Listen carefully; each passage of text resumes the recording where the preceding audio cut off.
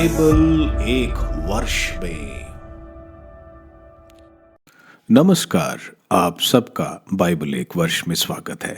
आप सब ने जो कदम उठाया है प्रभु के वचन सुनने के लिए, यह हमारे जीवन के अंधेरों को दूर करेंगे और हमें प्रभु के प्रकाश में चलाएंगे। आज हम संत मार्कुस के सुसमाचार का अध्याय 4, एजरा के ग्रंथ का अध्याय 3, दूसरे इतिहास ग्रंथ का अध्याय 5 और प्रवक्ता ग्रंथ का अध्याय 44 सुनेंगे। प्रभु का वचन सुनने से पहले आइए हम ईश्वर से प्रार्थना करें। हे प्रभु, हम आपका वचन सुनने वाले हैं। हमारे मन की आंखें खोलें और हमें आध्यात्मिक प्रज्ञा दें ताकि हम आपको जान सकें और आपके वचन के अनुसार अपना जीवन जिए।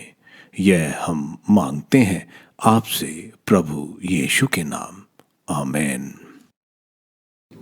संत मार्कुस का अध्याय 4, बोने वाले का दृष्टांत। ईसा किसी दिन समुद्र के किनारे शिक्षा देने लगे और उनके पास इतनी भीड़ इकट्ठी हो गई कि वह समुद्र में एक नाव पर जा बैठे और सारी भीड़ समुद्र के तट पर बनी रही। उन्होंने दृष्टांतों में उन्हें बहुत सी बातों की शिक्षा दी। शिक्षा देते हुए उन्होंने कहा, सुनो, कोई बोने वाला बीज बोने निकला। बोते बोते कुछ बीज रास्ते के किनारे गिरे और आकाश के पक्षियों ने आकर उन्हें चुग लिया। कुछ बीज पथरीली भूमि पर गिरे जहां उन्हें अधिक मिट्टी नहीं मिली। वे जल्दी ही उग गए क्योंकि उनकी मिट्टी गहरी नहीं थी। सूरज चढ़ने पे वे झुलस गए और जड़ ना होने के कारण सूख गए। कुछ बीज कांटों में गिरे और कांटों ने बढ़कर उन्हें दबा दिया, इसलिए वे फल नहीं लाए। कुछ बीज अच्छी भूमि पर गिरे, वे उगकर फले फूले और 30 गुना या 60 गुना या 100 गुना फल लाए। अंत में उन्होंने कहा, जिसके सुनने के कान हो वह सुन ले। दृष्टांतों का उद्देश्य। ईसा के अनुयायियों और 12 ने एकांत में उनसे दृष्टांत का अर्थ पूछा। ईसा ने उत्तर दिया, तुम लोगों को ईश्वर के राज्य का भेद जानने का वरदान दिया गया है। बाहर वालों को दृष्टांत ही मिलते हैं, जिससे वे देखते हुए भी नहीं देखें और सुनते हुए भी नहीं समझें। कहीं ऐसा ना हो कि वे मेरी ओर लौट आएं और मैं उन्हें क्षमा प्रदान कर दूं। बोने वाले के दृष्टांत की व्याख्या। ईसा ने उनसे कहा, क्या तुम लोग यह दृष्टांत नहीं समझते? तो सब दृष्टांतों को कैसे समझोगे? बोने वाला वचन बोता है जो रास्ते के किनारे हैं जहां वचन बोया जाता है। ये वे लोग हैं जिन्होंने सुना है, परंतु शैतान तुरंत ही आकर वह वचन ले जाता है जो उनके हृदय में बोया गया है। इस प्रकार जो पथरीली भूमि में बोए जाते हैं, ये वे लोग हैं जो वचन सुनते ही उसे प्रसन्नता से ग्रहण करते हैं, किंतु उनमें जड़ नहीं है और वे थोड़े ही दिन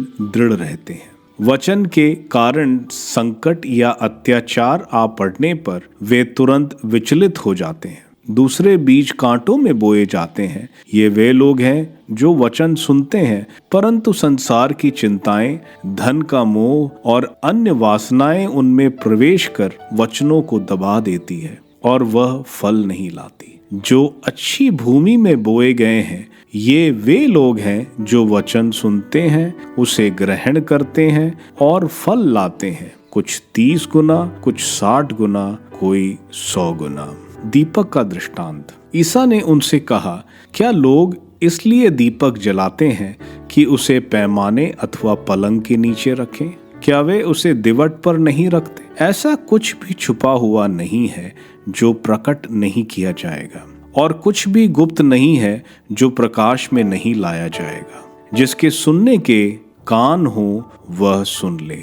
नाप का दृष्टांत। ईसा ने उनसे कहा, ध्यान से मेरी बात सुनो। जिस नाप से तुम नापते हो उसी से तुम्हारे लिए भी नापा जाएगा, और सच पूछो तो तुम्हें उससे भी अधिक दिया जाएगा। क्योंकि जिसके पास कुछ है उसी को और दिया जाएगा, और जिसके पास कुछ नहीं उससे वह भी ले लिया जाएगा जो उसके पास है। बढ़ने वाले बीज का दृष्टांत। ईसा ने उनसे कहा, ईश्वर का राज्य उस मनुष्य के सदृश है जो भूमि में बीज बोता है। वह रात को सोने जाता और सुबह उठता है, बीज उगता है और बढ़ता जाता है, हालांकि उसे यह पता नहीं कि यह कैसे हो रहा है। भूमि अपने आप फसल पैदा करती है, पहले अंकुर, फिर बाल और बाद में पूरा दाना। फसल तैयार होते ही वह हंसिया चलाने लगता है क्योंकि कटनी का समय आ गया है। राई का दाना। ईसा ने कहा, हम ईश्वर के राज्य की तुलना किससे करें? हम किस दृष्टांत द्वारा उसका निरूपण करें?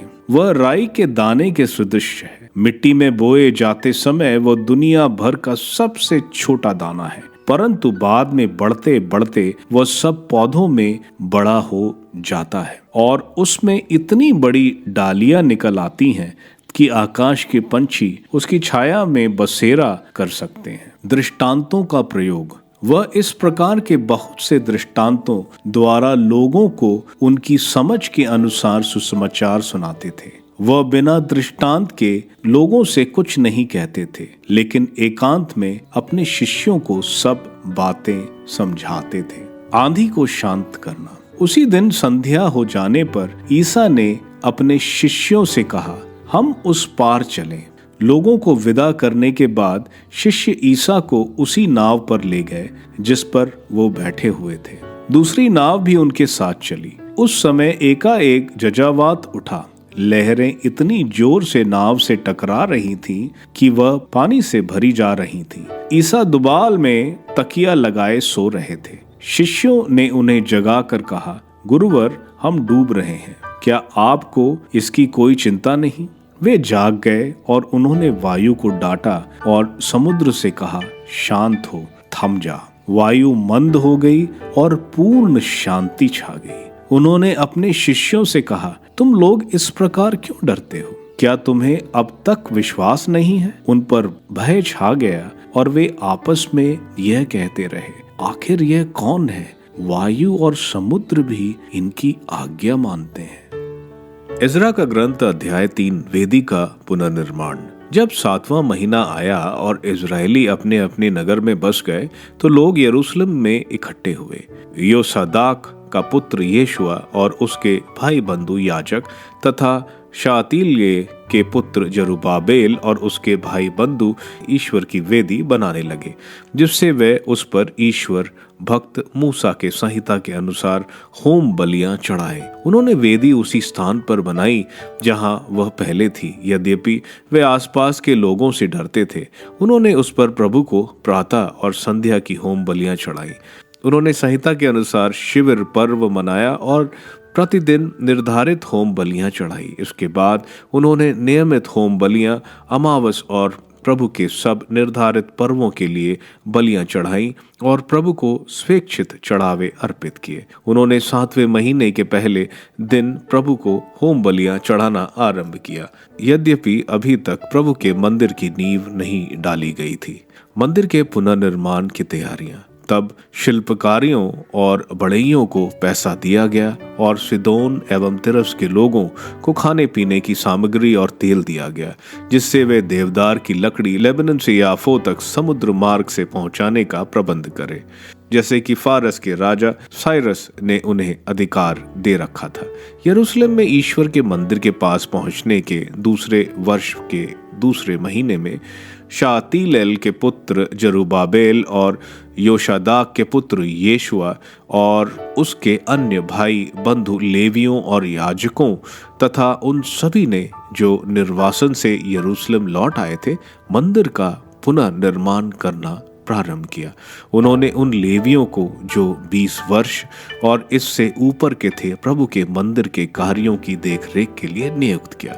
यीशुआ, उसके पुत्र और भाई बंधु तथा कदमिएल और उसके पुत्र जो यूदा वंशी थे मिलकर ईश्वर के मंदिर के कारीगरों के कार्य की देखभाल करते थे। हेनादाद के वंशज और उनके लेवी वंशी भाई बंधु भी उनके साथ थे। जब कारीगरों ने प्रभु के मंदिर की नींव डाली तो वहां याजक अपनी याजकीय वस्त्र पहने और तुरही लिए तथा लेवी आसाफ के वंशज मंजीरे लिए उपस्थित थे। उन्होंने इज़राइल के राजा दाऊद के आदेश के अनुसार प्रभु का स्तुतिगान किया। वे एक दूसरे को उत्तर प्रत्युत्तर देते हुए प्रभु की स्तुति और धन्यवाद का गीत गाते थे, क्योंकि वह भला है, क्योंकि इज़राइल के लिए उसकी सत्य प्रतिज्ञता अनंत काल तक बनी रहती है। जनता ऊंचे स्वरों में प्रभु का जय जयकार करती थी, क्योंकि प्रभु के मंदिर की नींव डाली जा रही थी। परंतु याजकों, लेवियों और घराने के मुखियों में से बहुत से लोग जो बूढ़े हो चले थे और पुराना मंदिर देख चुके थे, जब उनकी आंखों के सामने इस मंदिर की नींव डाली गई तो फूट फूट कर रोने लगे। पर उनसे बहुत से ऐसे भी थे जो आनंदित होकर जयकार करते थे। इस प्रकार जयकार और रोने की आवाज में किसी को भेद नहीं जान पड़ सकता था, क्योंकि जनता ऊंचे स्वर में जय जयकार करती थी और उसकी ध्वनि दूर तक फैलती थी। दूसरा इतिहास ग्रंथ अध्याय 5। जब वह सब काम समाप्त हो चुका जिसकी आज्ञा सुलेमान ने प्रभु के मंदिर के लिए दी थी, तो सुलेमान ने अपने पिता दाऊद द्वारा समर्पित समस्त सामग्री अर्थात चांदी, सोना और अन्य सब सामान लाकर ईश्वर के मंदिर के भंडारों में रखवा दिया। मंदिर में विधान की मंजूषा की प्रतिष्ठा। इसके बाद सुलेमान ने दाऊद नगर अर्थात सिय्योन से प्रभु के विधान की मंजूषा ऊपर ले जाने के लिए इज़राइल के नेताओं और वंशों के सब अध्यक्षों, इज़राइली घरानों के मुखियाओं को यरूशलेम में एकत्रित किया। इसलिए 7वें महीने के पर्व के अवसर पर इज़राइल के सब पुरुष राजा के पास एकत्रित हुए।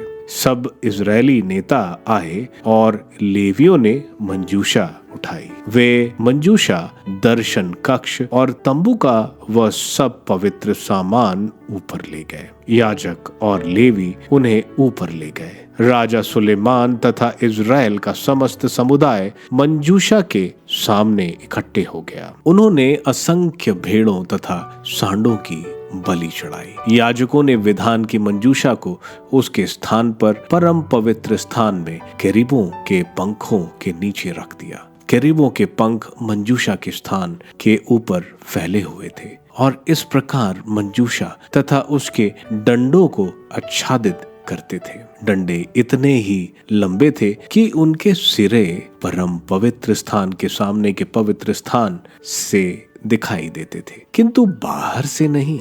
आज तक वही है। मंजूषा में केवल विधान की वे 2 पेटियां थीं, जिन्हें मूसा ने हेरोब में उसमें रख दिया था। जब इज़राइली मिस्र से निकले थे तो प्रभु ने उनके लिए होरेब में वह नियम ठहराया था। मंदिर में प्रभु की महिमा की व्याप्ति। जब याजक पवित्र स्थान से बाहर आए, सब याजकों ने जो उपस्थित थे अपने दलों के क्रम का ध्यान रखे बिना अपने को पवित्र किया। लेवियों के समस्त गायक आसाफ, हेमान, यदुतून, उनके पुत्र और भाई बंधु सब छालटी के वस्त्र पहने और मंजीरे, सारंगियों और सितार बजाते हुए वेदी के पूर्व में खड़े थे। उनके साथ तुरहियां बजाते हुए 120 याजक, तुरही बजाने वाले और गायक सब मिलकर ईश्वर की महिमा और स्तुतिगान करते थे। तुरही, सांस तथा अन्य वाद्यों से स्वर मिलाकर वे यह कहते हुए प्रभु की स्तुति करते थे, क्योंकि वह भला है, उसकी सत्य प्रतिज्ञता अनंत काल तक बनी रहती है। उस समय ईश्वर का मंदिर एक बादल से भर गया और याजक मंदिर में अपना सेवा कार्य पूरा करने में असमर्थ थे। ईश्वर का मंदिर प्रभु की महिमा से भर गया था। प्रवक्ता ग्रंथ अध्याय 44। पूर्वजों का गुणगान। हम पीढ़ियों के क्रमानुसार अपने लब्ध प्रतिष्ठ पूर्वजों का गुणगान करें। प्रभु ने उन्हें प्रचुर यश प्रदान किया, उसकी महिमा अनंत काल से विद्यमान है। वह अपने राज्यों के महान शासक थे, अपनी तेजस्विता के लिए प्रसिद्ध थे, अपनी बुद्धि के कारण परामर्श दाता, अपनी दैवी दृष्टि के कारण भविष्य वक्ता, अपने विवेक के कारण प्रज्ञा के शासक, अपनी बुद्धि के कारण नेता और अपनी ज्ञानपूर्ण बातों के कारण शिक्षक। वे ऋतु मधुर गीतों वे और काव्यात्मक कलाओं के रचयिता थे। वे शक्ति संपन्न प्रभावशाली व्यक्ति थे जो अपने घरों में शांतिपूर्ण जीवन बिताते थे। वे सब अपनी पीढ़ियों में महिमान्वित और अपने जीवन काल में प्रसिद्ध थे। उनमें कुछ लोग अपना नाम छोड़ गए, जिसने जनता अब तक उनका गुणगान करती है। कुछ लोगों को स्मृति शेष नहीं रही। वे इस प्रकार लुप्त हो गए मानो कभी थे ही नहीं। वे इस प्रकार चले गए मानो उनका कभी जन्म नहीं हुआ, और उनकी संतति की भी यही दशा है। जिन लोगों के उपकार नहीं भुलाए गए हैं, उनके नाम यहाँ दिए जाएंगे। उन्होंने जो संपत्ति छोड़ी है वह उनके वंशजों में निहित है। उनके वंशज आज्ञाओं का पालन करते हैं और उनके कारण उनकी संतति भी। उनका वंश सदा बना रहेगा और उनकी कीर्ति कभी नहीं मिटेगी। उनके शरीर शांति में दफनाए गए और उनके नाम पीढ़ी दर पीढ़ी बने रहेंगे। लोग उनकी प्रज्ञा की प्रशंसा करेंगे, सभाओं में उनका गुणगान किया जाएगा। हनोक और नूह। हनोक प्रभु को प्रिय थे और वह सशरीर उठा लिए गए। वह पीढ़ियों के लिए प्रज्ञा का आदर्श है। नूह को निर्दोष पाया गया। प्रकोप के दिन वह मानव जाति का नाम प्रारंभ बने। प्रलय के समय उनके माध्यम से पृथ्वी पर मानव जाति का अवशेष कायम रहा। उनके लिए यह विधना ठहराया गया कि कोई भी प्राणी जल प्रलय से फिर नष्ट नहीं होगा। इब्राहिम अनेक राष्ट्रों के महान मूल पुरुष हैं। उनके सुयश पर कोई कलंक नहीं लगा। उन्होंने सर्वोच्च प्रभु की संहिता का पालन किया और प्रभु ने उनके लिए एक विधान निर्धारित किया। उन्होंने अपने शरीर में विधान का चिन्ह अंकित किया और वह परीक्षा में खरे उतरे। इसलिए प्रभु ने शपथ खाकर प्रतिज्ञा की कि उनके वंशजों द्वारा राष्ट्र आशीर्वाद प्राप्त करेंगे, कि वे पृथ्वी की धूल की तरह असंख्य होंगे। उन्हें तारों की तरह ऊपर उठाया जाएगा और उन्हें ऐसी विरासत प्राप्त होगी जो एक समुद्र से दूसरे समुद्र तक और फरात नदी से पृथ्वी के सीमांतों तक फैल जाएगी। इसहाक और याकूब। प्रभु ने इब्राहिम के कारण उनके पुत्र इसहाक से भी वही प्रतिज्ञा की। उसने उनको मानव जाति का कल्याण और याकूब को विधान सौंपा। उसने उन्हें प्रचुर आशीर्वाद दिया और उन्हें विरासत प्रदान की, जिससे वह उसे 12 वंशों में बांट दें। मूसा। प्रभु ने उनमें एक ऐसे महान भक्त को उत्पन्न किया जो सभी मनुष्यों के कृपा पात्र बने। संत मार्कुस के सुसमाचार के अध्याय 4 में हम प्रभु को स्वर्ग राज का दृष्टांत देते सुनते हैं। उस समय नबी अपनी बातें दृष्टांत में बताते थे, जो एक कहानी के रूप में होती थी और जिसमें आत्मिक सच लोगों को आसानी से समझाया जा सके। प्रभु सबसे अच्छे स्टोरी टेलर या दृष्टांत सुनाते थे। प्रभु यहाँ लोगों को भीड़ की वजह से एक नाव में चढ़कर दृष्टांत सुना रहे हैं। प्रभु यहाँ पर ईश्वर के वचन को लोगों में बो रहे हैं। कुछ बीज उन कानों पर पड़ी जो उसको सुनना नहीं चाहते, कुछ उन कानों में जिनका हृदय कठोर है और कुछ उन कानों में जिन्होंने सुना और उनको जीवन में आध्यात्मिक परिवर्तन आया। हम देखते हैं प्रभु सब लोगों को जाने के बाद यह दृष्टांत अपने शिष्यों को समझाते हैं। पहले कैटेगरी के लोग वो हैं जिनको ईश्वर के वचन में कोई इंटरेस्ट या दिलचस्पी नहीं होती, इसलिए जैसे ही वह सुनते शैतान उसको ले जाता है। यह रास्ते में गिरे बीज की तरह है।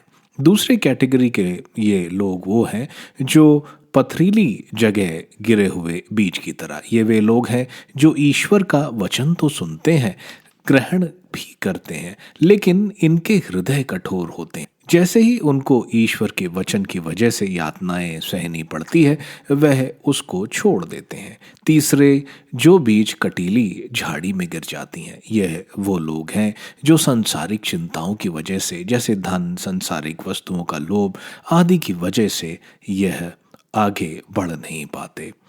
अच्छी जमीन पर गिरे बीज वे हैं जो ईश्वर वचन सुनते हैं और उसका पालन करते हैं और धार्मिकता के बहुत फल पैदा करते हैं। आगे हम देखते हैं प्रभु दीपक का दृष्टांत दे रहे हैं। प्रभु यीशु संसार की ज्योति हैं और ज्योति यानी प्रभु के वचन को कोई छिपा नहीं सकता। बोला जा रहा है, प्रभु के वचन को फैलाओ। जो अच्छा क्रिस्ती है वो वचन को फैलाएगा। वहीं जो दीपक को नीचे छिपाता है यानी प्रभु के वचन को छिपाता है, वह एक बुरे क्रिस्तीय का उदाहरण देता है। प्रभु आगे दृष्टांत में बता रहे हैं, जिसके पास है उसको ज्यादा दिया जाएगा, यानी जो प्रभु का वचन को सीखे और उसके अनुसार मेहनत करता है अपना जीवन जीने में, उसे और पवित्र वचन और सत्य दिखाए जाएंगे। वहीं जो प्रभु के वचन सीखे और उसके अनुसार जीवन जीने का परिश्रम नहीं करता, तो उसके पास जो है वह भी ले लिया जाएगा। प्रभु आगे एक और दृष्टांत बता रहे हैं कि बीज बोए जाते हैं, किसान पानी डालता है, बीज अपने आप पौधे और पेड़ में तब्दील हो जाते हैं। इसी तरह प्रभु का वचन भी हृदयों को बदल देता है। बदलाव पुरोहित आदि के द्वारा नहीं, बल्कि प्रभु खुद करते हैं। अगर हम सोचें कि हम प्रभु के राज्य के लिए काम कर रहे हैं और हम उसमें बदलाव ले आएंगे, वो गलत है। प्रभु ही वो बदलाव लाते हैं, हमें सिर्फ अपना कार्य करना चाहिए।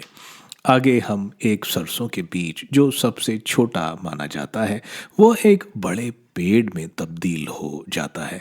उसका तात्पर्य है कि ईश्वर का राज्य गलीलिया में कुछ मछुआरे और शिष्यों के साथ शुरू हुआ था और यह अब बढ़ के पूरे संसार में फैल गया है, जो प्रभु के कलीसिया में शरण लेते हैं। आगे हम देखते हैं प्रचार के बाद संध्या पर प्रभु शिष्यों को बोलते हैं कि चलो उस पार चलते हैं।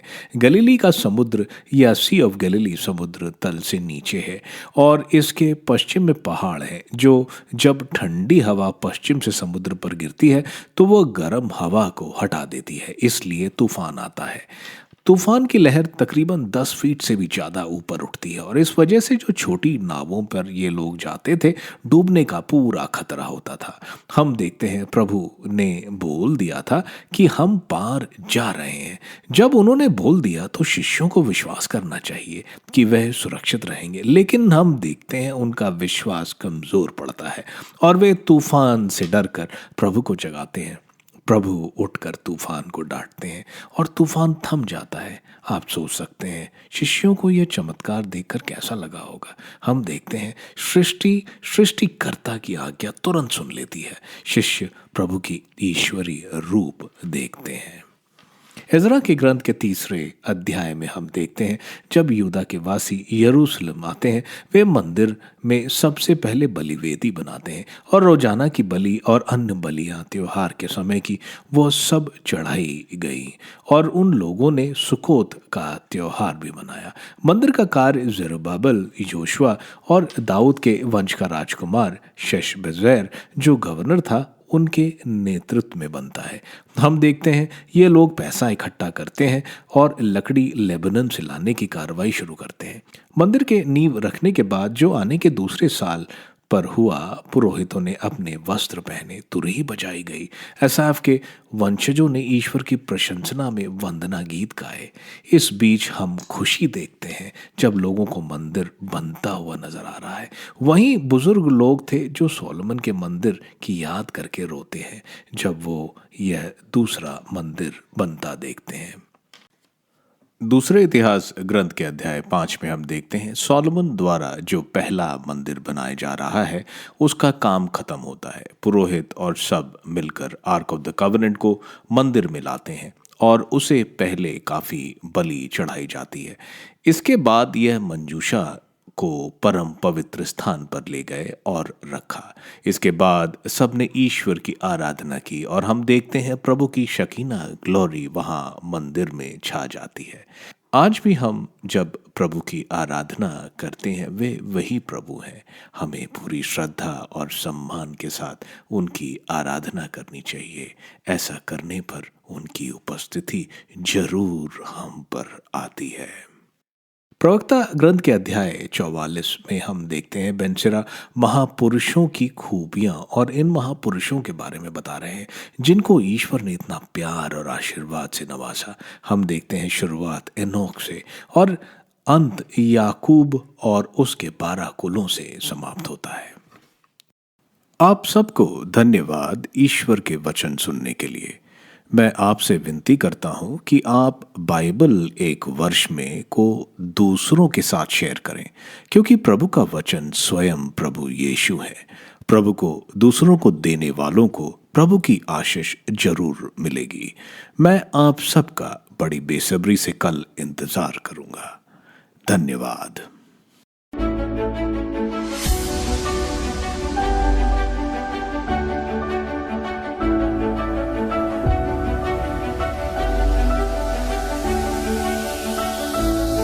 बाइबल एक वर्ष में